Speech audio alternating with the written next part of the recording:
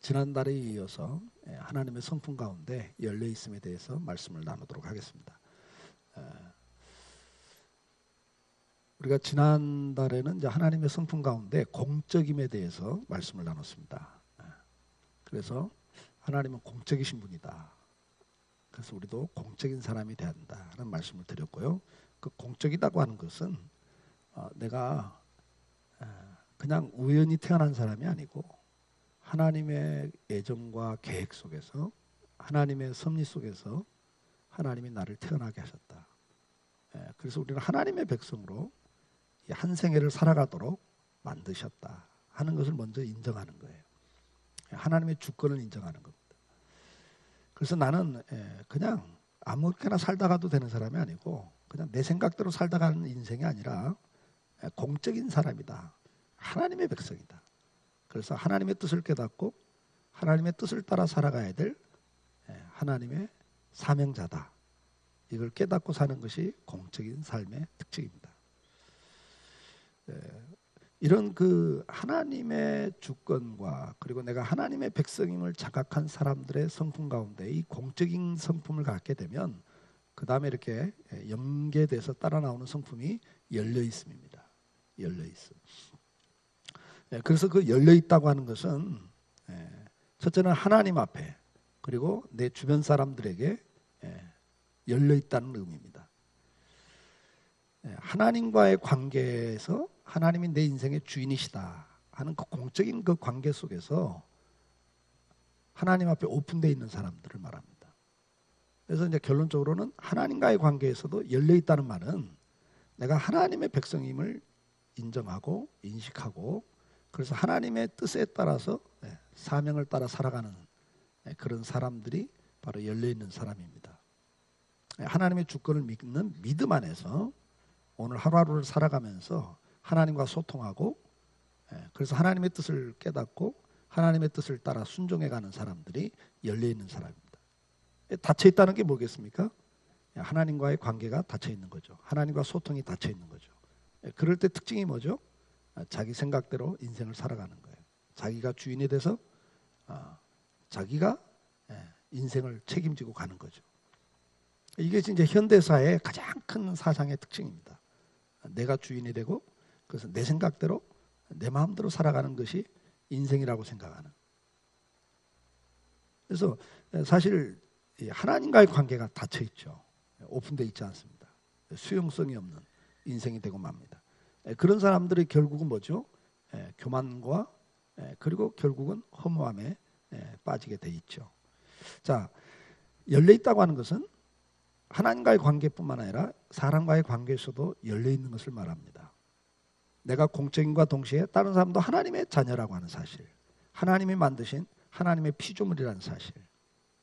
그래서 하나님께서는 73억의 인구를 독특하게 만드셨죠. 나랑 똑같이 만들질 않았습니다. 그래서 열려있다고 하는 것은 다른 사람을 인정할 줄 아는 데서부터 시작이 됩니다. 다른 사람을 인정할 줄 알고 존중할 줄 아는 거죠. 나하고 다른 것 때문에 그 사람을 판단하고 비판하고 나하고 다른 것 때문에 그 사람을 배제하는 것은 닫혀있는 거죠. 그래서 이제 열려있다고 하는 개념은 공적인 그 성품을 가진 사람들에게 나타나는 성품입니다.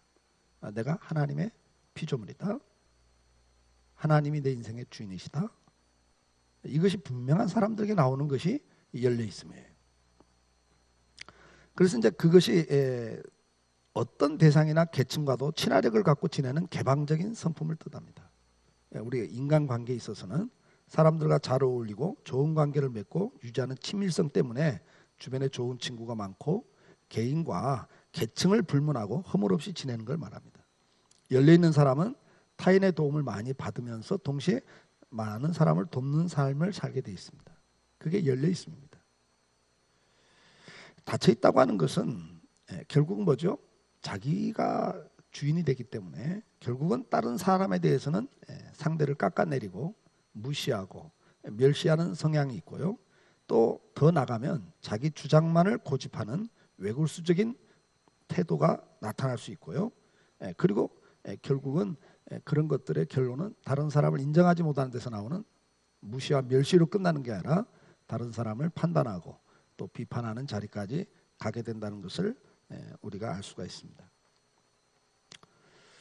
열려 있다고 하는 것은 결국은 세 가지 중요한 특징이 있는데, 첫째는 절대적인 하나님과의 관계에서는 순종이 나타납니다. 자신의 생각, 감정, 기준, 가치관보다는 하나님의 뜻에 우선순위를 두고 사는 삶을 삽니다. 이게 열려있는 사람이에요. 그러니까 내가 하나님의 백성이라는 공적인 태도를 갖고 있으면 결국은 내 생각과 내 감정과 내 기준, 내 가치관보다는 하나님의 뜻을 우선하고 살게 돼 있습니다. 그리고 사람과의 관계에서는 인정과 존중이 대표적인 특징입니다. 무절제한 비판과 비난보다는 상대를 인정하고 존중하는 자세를 갖게 됩니다. 그리고 이제 이 결과가 뭘로 나타나냐면 용서와 화해로 나타납니다. 내가 공적인 것을 알게 되면 내가 하나님의 백성인 걸 알게 되죠.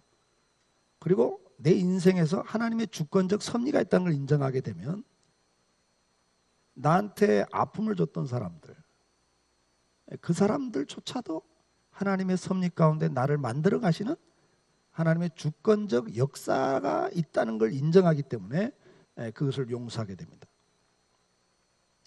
그래서 결국은 용서와 화목으로 나갑니다. 이게 이제 열려 있는 사람들의 세 가지 중요한 특징이 됩니다. 사람은 혼자 살 수 없는 존재로 만드셨습니다. 다양한 이해와 관계를 형성하면서 사는 삶이 인생입니다. 그리고 그 과정에서는 많은 갈등이 있습니다. 이제 그런 상황 속에서 성도의 특징이 뭐냐? 다른 사람을 인정하고 존중하면서 배려하는 거죠. 그러면서 동시에 뭐죠? 용서와 화해를 추구해가는 사람들입니다. 하나님께서는 열려있는 분입니다. 차별이 없는 분이었습니다. 하나님의 말씀이 많이 배운 사람에게나 많이 가진 사람에게 특별히 이렇게 말씀을 주고 그들에게 말씀을 이렇게 은혜를 베푸시는 분이 아니죠. 말씀뿐만 아니라 창조와 구원의 역사 모든 분야에서도 그분은 차별이 없이 사람을 대하시는 분입니다. 공평하게 대하셨고 개방적이신 분이었습니다. 이사야 55장 1절에 오라 너희 모든 목마른 자들아 물러나오라 돈 없는 자도 오라 너희는 와서 사 먹되 돈 없이 값없이 와서 포도주와 젖을 사라. 세상에서는 돈 없으면 무시하고 멸시합니다.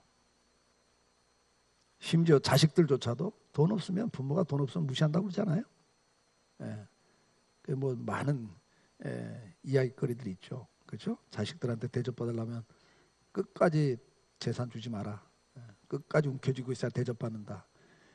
이게 참 정상적인 말들이 아닙니다.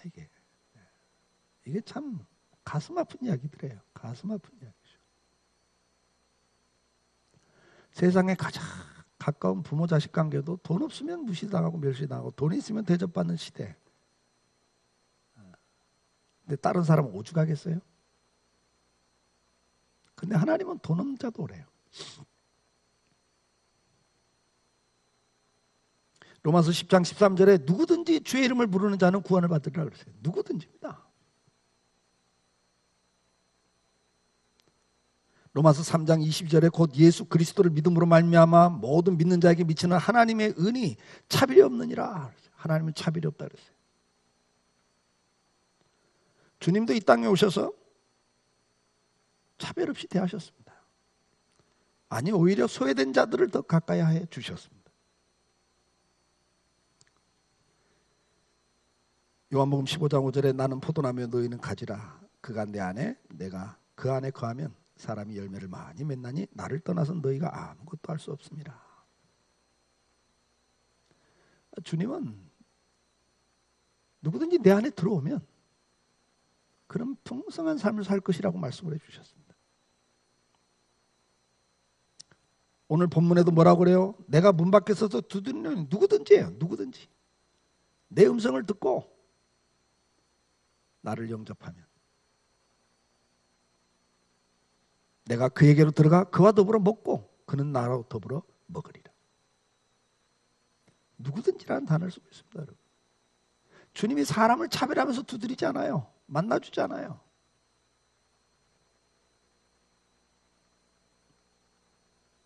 고린도전서 1장 9절에도 너희를 불러 그의 아들 예수 그리스도 우리 주와 더불어 교제하게 하신 이는 하나님은 미쁘시도다.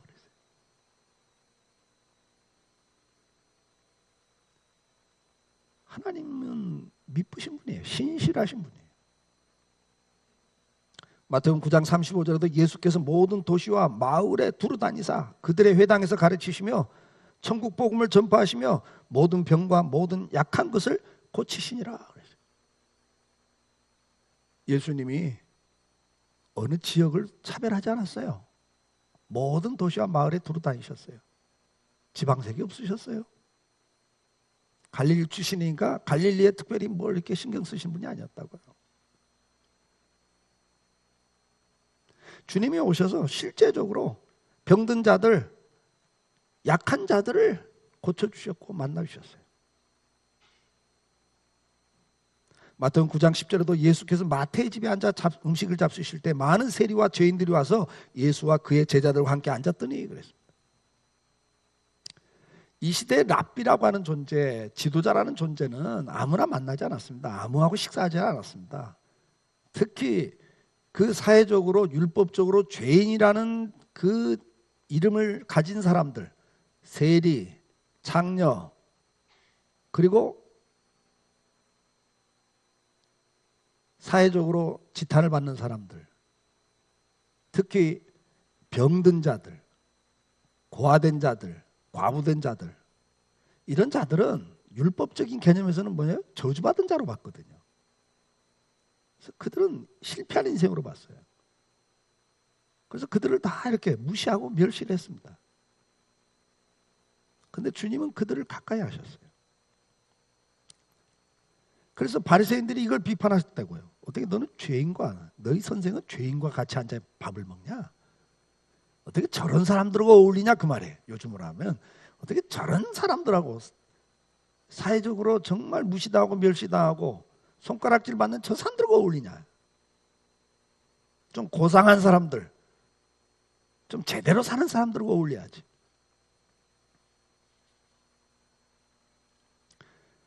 이 편견, 차별, 이것이 닫혀있는 사람들의 특징이거든요. 근데 주님은 그러질 않았어요. 모두에게 열린 주님의 사역은 이 시대 우리가 본을 받고 실천하고 계승해야 될 핵심적인 성품 중에 하나입니다. 여러분들은 누구와 어울리십니까? 여러분 주변에 어떤 사람들이 주로 있고 여러분들 주변에 어떤 사람들하고 교제하기를 원하십니까? 그것이 바로 오늘 내 모습이죠. 자, 열려있다고 하는 건 첫째, 우리가 주님의 이런 성품을 닮아가야 되는 거죠. 근데 첫째는 하나님과의 관계입니다. 열려있음의 성품은 삶에서 이웃과의 관계에서 그 의미와 열매를 맛볼 수 있지만 사실 이 성품은 하나님의 주권에 대한 절대적인 순종에서 시작이 됩니다.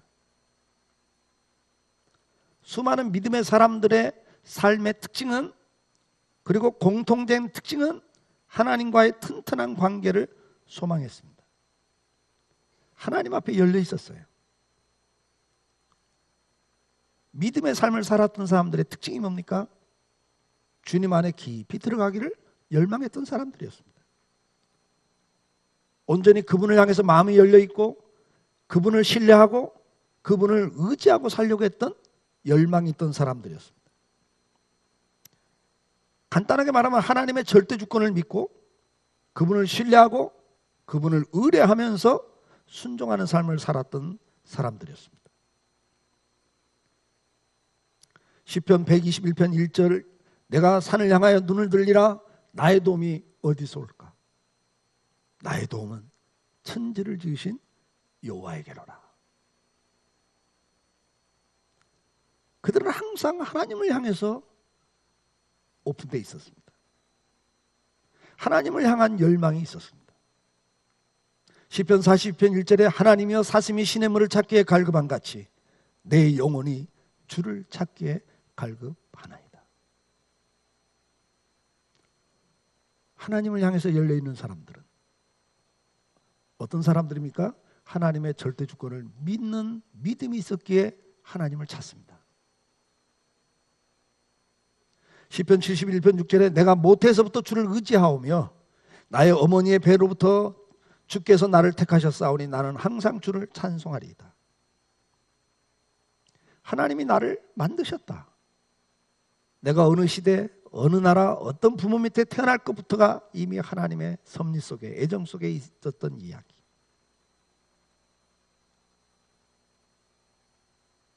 그 하나님의 주권을 믿는 거예요. 그래서 항상 주를 찬송하리라 그래요. 이게 하나님의 절대 주권을 믿으면요, 결국은 오늘 현실의 삶에서도 찬송이 있어요.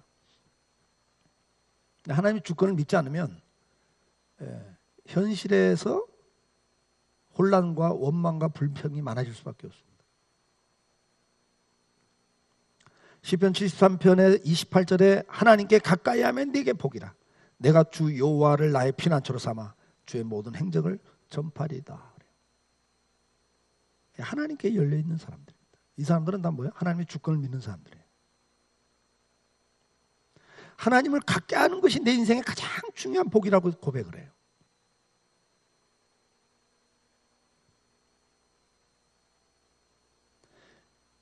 예레미야 17장 7절에도 무릇 여호와를 의지하며 여호와를 의뢰하는 그 사람은 복을 받을 것이라.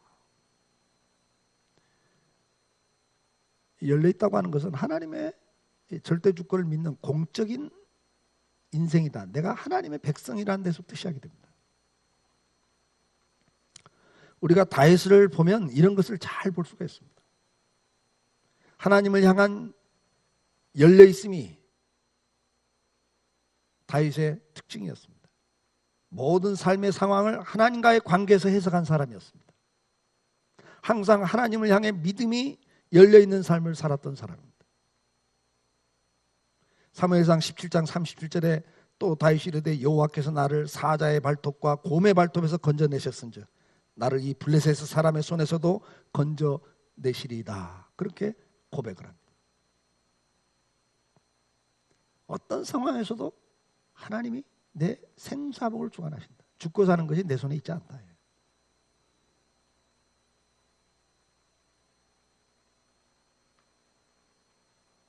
시편 27편 4절에 다윗은 고백합니다. 내가 여호와께 바라는 한 가지, 정말 한 가지 소원이 있다면 뭐냐? 그걸 물어봤을 때 다윗은 이렇게 말하는 거예요. 여러분, 한 가지 소원이 있다면 뭐예요? 그럴 때 다윗은 딱 한마디를 말해요. 내 평생에 여호와의 집에 살면서 여호와의 아름다움을 바라보며 그의 성전에서 사모하는 그것이라. 하나님의 은혜를 바라보고 하나님을 사랑하고 사는 겁니다. 그 말이죠.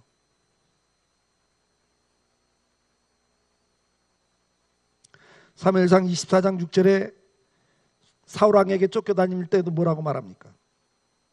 자기 사람들에게 이르되 내가 손을 들어 여호와의 기름 부음 받은 내 주를 치는 것은 여호와께서 금하시는 것이니 그는 여호와의 기름 부음 받은 자가 됨이니라. 다윗은 모든 삶의 상황을 하나님과의 관계에서 해석한 사람이에요. 상황을 놓고 해석하지 않아요. 하나님과의 관계에서 이 사람 사울 왕이 비록 악한 귀신이 들어가서 타락한 왕이지만 하나님이 세웠다. 그러니까 내가 손을 대면 안 된다. 하나님과의 관계에서 삶을 해석하고 있어요.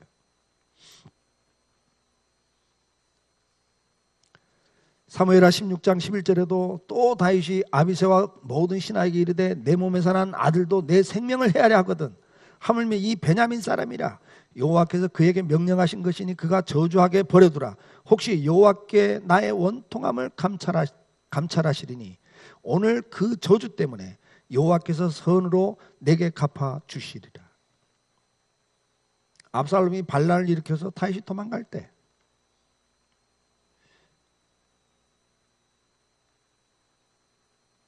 다 다윗을 버리잖아요. 그리고 시므이는 나와서 다윗을 저주하고 돌을 던져요. 재를 뿌려요. 그럴 때 아비새가 뭐라고 그래요? 이 왕을 저주하는 저 사람은 죽여야 됩니다. 그럴 때 다윗이 한 말이거든요. 야, 내 아들도 나를 배신해가지고 지금 나를 죽이겠다고 저렇게 덤비는데, 이 베냐민 사람, 이 사울 지파거든요. 사울, 전 왕이었던 사울 쪽이거든요. 그러니까 이제 정권이 넘어가고 다윗에게 넘어가고, 그래서 모든 기득권을 잃었던 세력들이니까 뭐 다윗에 대해서는 반감을 갖고 있죠. 다윗이 이제 배신을 당해서 이렇게 도망가는 걸 보고 나와서 이제 네가 그동안 사울 왕의 집안들 피를 많이 흘렸다. 이게 어거지죠. 다윗은 사실 사울 왕의 집안에 손을 대질 않는데 뭐 어거지를 이제 피우죠. 네가 피를 많이 흘렸으니까 너도 저주받은 거다. 그럴 때 다윗이 딱 한마디 해요. 여호와께서 그에게 명하신 거다. 그것도. 그러니까 모든 것을 해석을 뭐냐면 하나님의 주권 안에서 해석을 해요.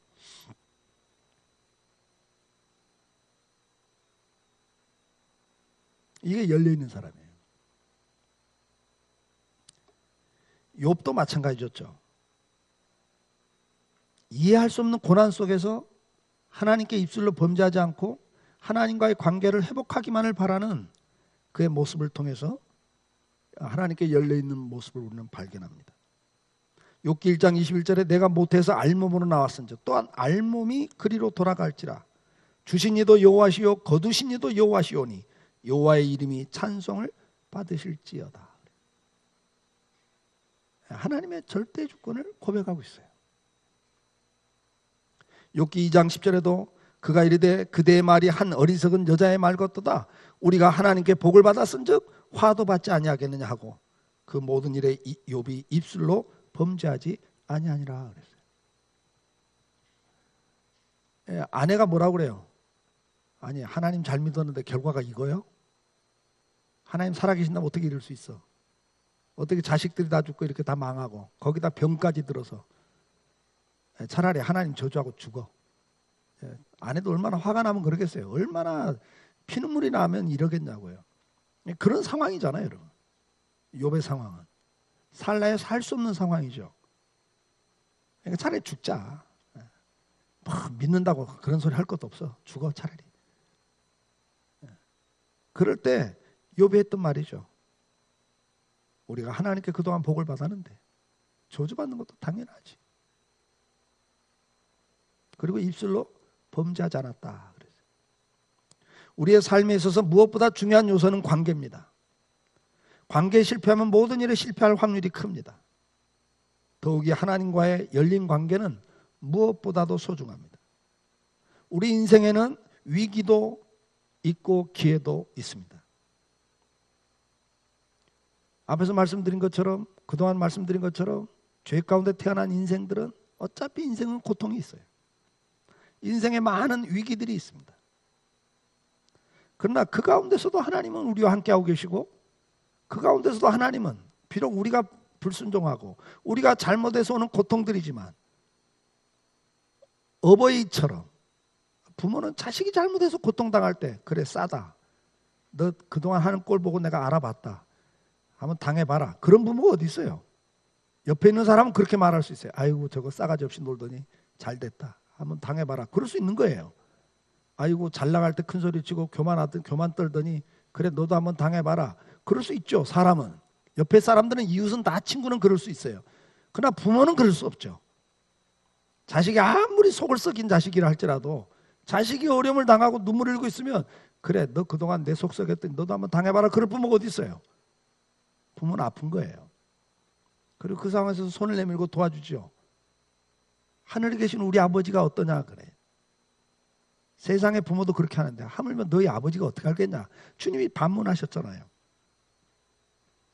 주님은 그 가운데서도 우리와 함께 하시고 우리를 도와주시죠. 긍휼히 여기시죠. 이걸 아는 사람이에요. 하나님의 절대 주권을 믿는다는 건 이걸 아는 사람이죠. 그래서 믿음의 창이 하나님께 열려 있어요. 사방으로 우겨쌈을 당해도 하나님을 향해서 열려 있다고 해요. 이 사람은. 그래서 거꾸로 뜨림을 당하지 않는다고 바울이 고백하는 거예요. 이 사람이 축복의 사람입니다. 동시에 열려있다고 하는 것은 이렇게 하나님께만 열려있는 게 아니에요. 사람과의 관계에서도 열려있습니다. 타락한 인간은 다른 사람을 인정하지 않습니다. 왜? 하나님을 인정하지 않기 때문에 거기서부터 다 다른 사람도 인정하지 않는 죄악이 있습니다.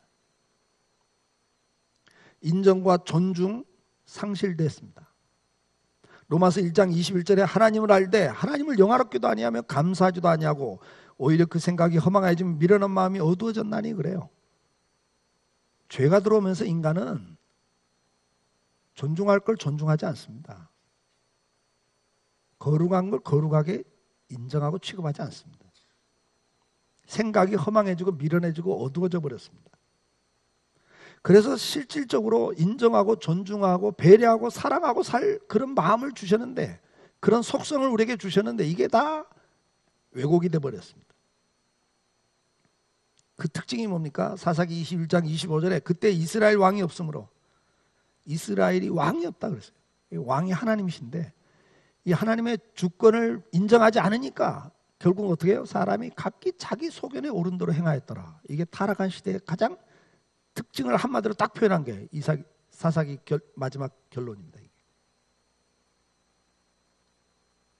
하나님과 소통이 끊긴 사람은, 하나님께 열려있지 않고 하나님의 절대 주권을 인정하지 않는 사람은 자기가 주인이 될 수밖에 없어요.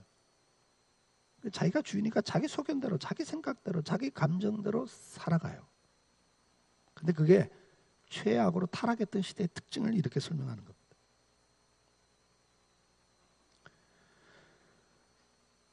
에레미야 2장 19절에도 내 하나님 여호와를 버림과 내 속에 나를 경외함이 없는 것이 악이요 고통인 줄을 알라. 주 만군의 여호와의 말씀이라. 여호와를 내 안에서 버려버리고 내 속에 여호와를 경외하는 것이 없는 것이 악이라 그랬어요. 여러분, 이게 가장 큰 죄입니다. 여러분, 내 인생의 주인이신 하나님을 거절하고 그분을 내 안에서 배제하는 것은 악입니다. 그리고 그게 고통이에요. 인간에게 고통이 온 게 그것 때문에 왔단 말이에요. 내가 인생의 주인이 되면서부터 이 지성주의, 인본주의, 현대 사상의 가장 핵심이 이건데 그 결과가 뭡니까? 신이라는 존재를 배제한 이후에, 르네상스 시대 이후에 여러분 잘 인류 역사를 보세요. 고통이 더 극대화됐어요. 가정이 붕괴됐고 사회가 붕괴되고 있어요. 갈등만 만연해요. 고통만 더 심화되고 있습니다. 이게 오늘 우리 현실이잖아요. 그런데도 계속 세상은 뭐라고 그래요? 마귀는 계속 네가 주인 노릇하라고 그래요. 이게 속고 사는 거거든. 진노의 자녀가 되는 거예요. 망하는 자리로 가는 건데 여기 다 속고 있어요.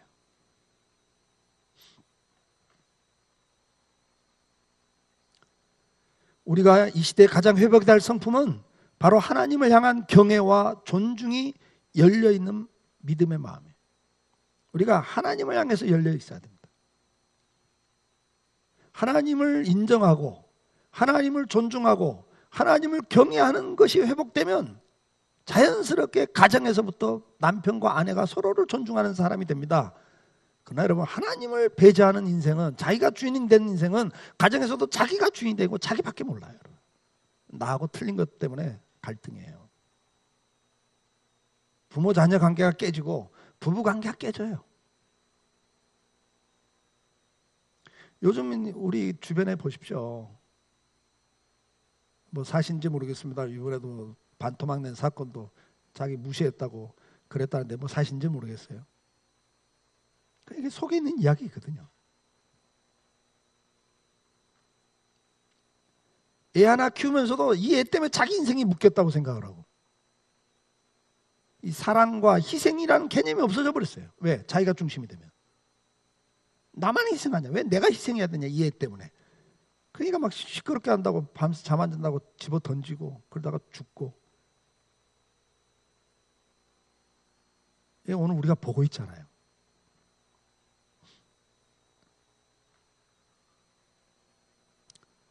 사무엘상 2장 30절에 나를 존중히 여는 자를 내가 존중히 여기고 나를 멸시하는 자를 내가 경멸하리라. 오늘 우리가 기억해야 될 건 뭡니까?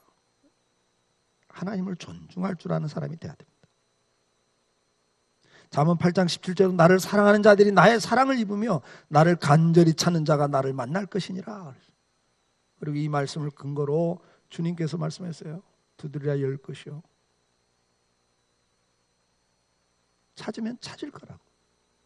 근데 그게 내 소원을 말하는 게 아니에요, 여러분. 성령님을 말해요. 성령.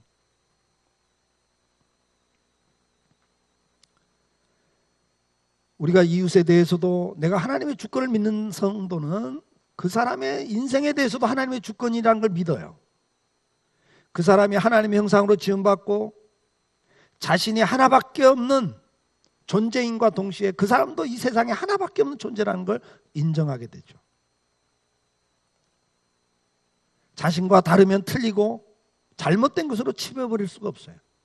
다른 거지 잘못된 게 아닙니다. 근데 우리는 나하고 다르면 저 문제 있다고 그래요. 부부관계도 부모 자녀 관계도 다 여기서부터 시작됩니다.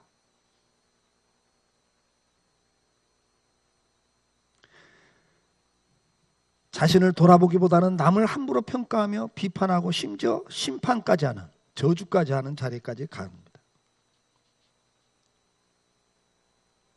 하나님을 인정하는 사람들은 다른 사람을 인정합니다. 그리고 존중하는 겁니다. 그것이 열려있는 겁니다. 마태복음 7장 1절로 6절에 뭐라고 말씀합니까? 비판을 받지 아니하라 그러면 비판하지 말라. 여러분, 우리는 사실은 옳고 그름에 대한 판단력이 있어요. 그러나 그것을 비판하지 말라는 거예요. 왜 판단을, 분별력이 있잖아요, 우리에게는요. 저거 잘못됐다, 저거 문제 있다, 분별력이 있잖아요. 하나님 말씀에 위배되면 저거 불순종이다. 왜 그 분별력이 없어요? 다 있죠. 그러나 그걸 가지고 비판하지 말라는 거예요. 왜요? 그 이유를 뭐라고 그래요? 너희가 헤아리는 그 헤아림으로 너희가 헤아림을 받을 거라 그래요. 주님이 헤아리신다는 거죠. 주님의 심판이 있다는 거죠. 그러면서 너희가 어찌하여 형제의 눈 속에는 티는 보고 내 눈 속에는 들보는 깨닫지 못하느냐. 보라, 내 눈 속에 들보가 있는데 어찌하여 형제에게 말하기를 나는 나로 내 눈에 속에 있는 티를 빼게 하라 하겠느냐. 그러면서 이런 사람 뭐라고 그래요? 외식하는 자요. 그래요. 외식하는 자요. 먼저 내 눈 속에서 들보를 빼어라. 그 후에야 밝히 보고 형제의 눈 속에 티를 빼리라. 그러니까 결국은 뭐예요? 잘 못 보고 있다는 이야기죠. 잘못 보고. 그러니까 내 가치관을 가지고 내 기준을 가지고 판단하는 것은 잘못 판단할 수 있는 거예요.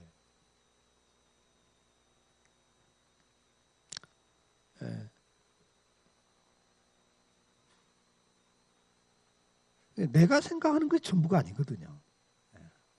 내가 아는 지식이 전부는 아니고요. 내가 경험한 게 전부는 아니거든요. 최선일 수는 있지만 최상은 아니거든요.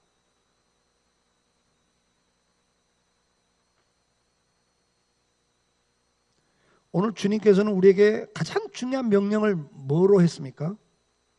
가장 큰 계명이 뭐냐는 질문 앞에 마태복음 22장 37절 그리고 39절에 뭐라고 말씀하셨어요? 예수께서 이르시되 내 마음을 다하고 목숨을 다하고 뜻을 다하여 주 너희 하나님을 사랑하라 하셨으니 이게 가장 첫째 되고 큰 계명이다 그렇게 말씀하셨죠. 그러면서 39절에 또 뭐라고 그래요? 둘째도 그와 같으니 그래요. 내 이웃을 내 자신같이 사랑하라 하셨다.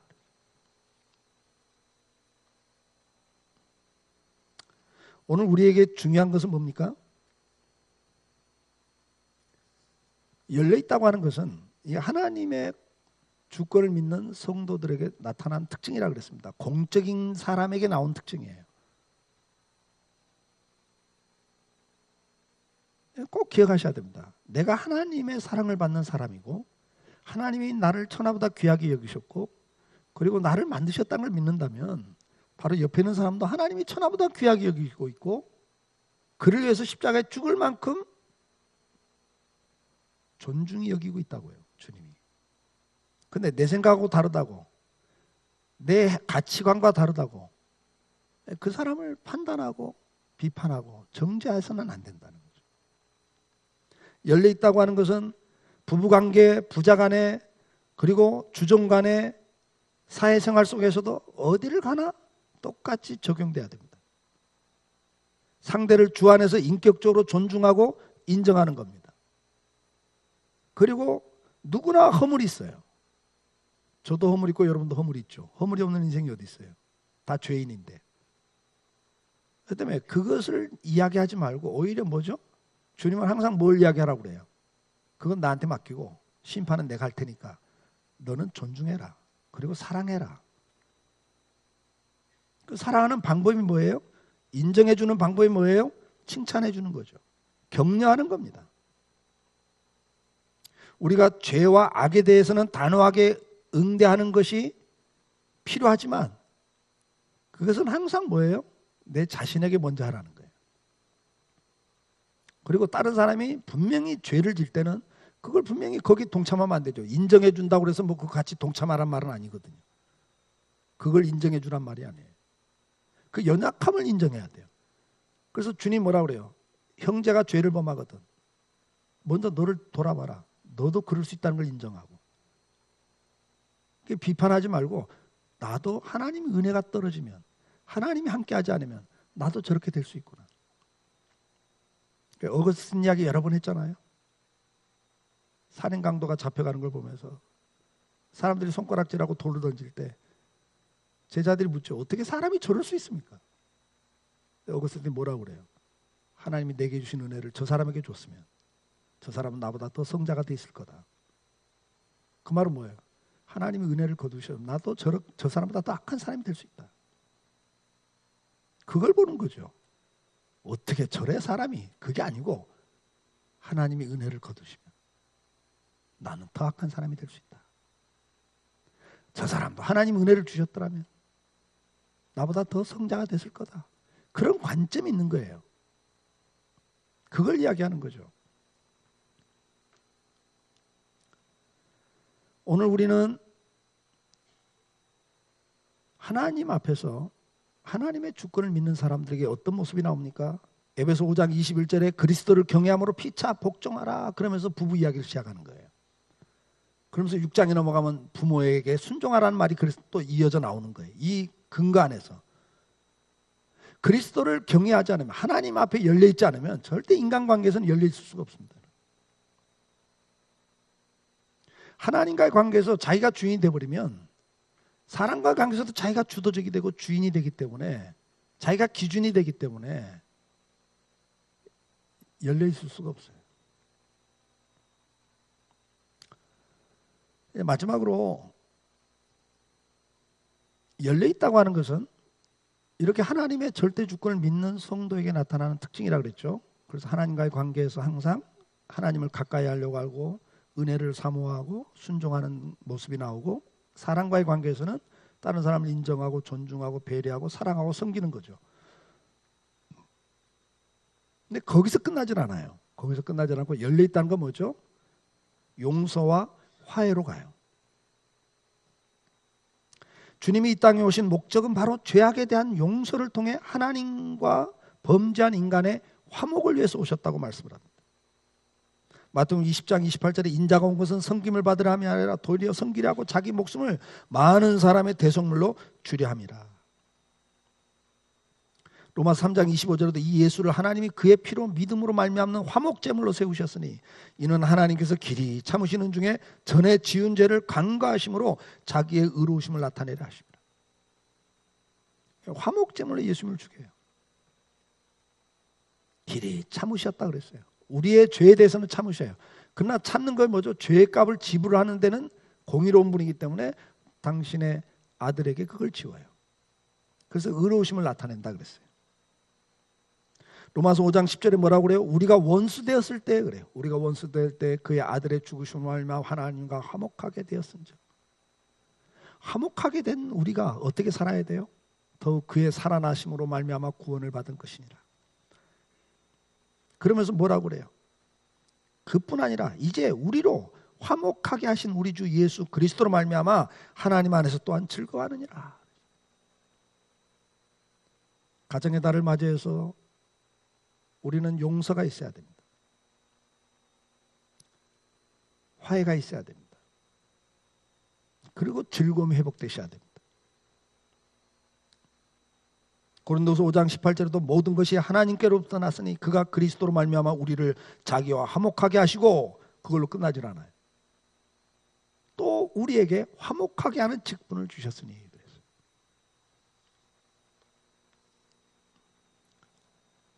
오늘 저와 여러분에게 주님이 원하시는 건 뭡니까? 열려있는 사람이 되기를 원하세요. 열려있는 품성을 갖기를 원하세요. 그건 다른 사람을 인정하고 존중하는 걸로 끝나지 않습니다. 나에게 상처를 줬던 사람들, 나한테 원수처럼 했던 사람들, 그 사람들에 대해서 주님이 열려있기를 원하세요. 내가 너를 원수 대할 때 내가 너를 위해 죽었다. 내가 너를 용서했다. 마태복음 6장 14절에도 너희가